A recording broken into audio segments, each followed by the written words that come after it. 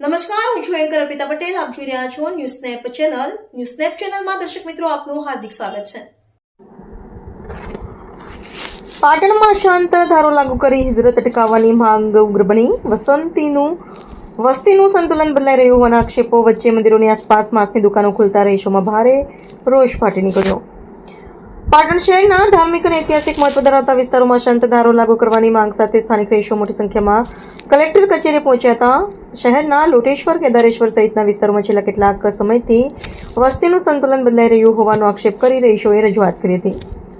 રહીશોના જણાવ્યા મુજબ ધાર્મિક સ્થળોની આસપાસ માંસની દુકાનો શરૂ થતાં સ્થાનિક લોકોની ધાર્મિક લાગણી દુભાઈ રહી છે અને વિસ્તારનું વાતાવરણ પણ પ્રભાવિત થઈ રહ્યું છે, જેના કારણે અનેક પરિવારોમાં અસુરક્ષાની લાગણી ફેલાઈ રહી હોવાનું રજૂઆતમાં જણાવાયું હતું.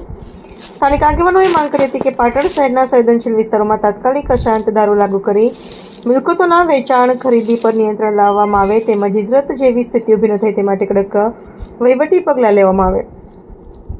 રહીશોએ ચેતવણી આપી હતી કે જો તેમની માંગ પર યોગ્ય કાર્યવાહી નહીં કરવામાં આવે તો આગામી દિવસોમાં વધુ ઉગ્ર આંદોલન કરવામાં આવશે. સમગ્ર મામલે શહેરમાં ચર્ચાનો માહોલ જામ્યો છે. રિપોર્ટર પંકજ સાધુ, પાટણ.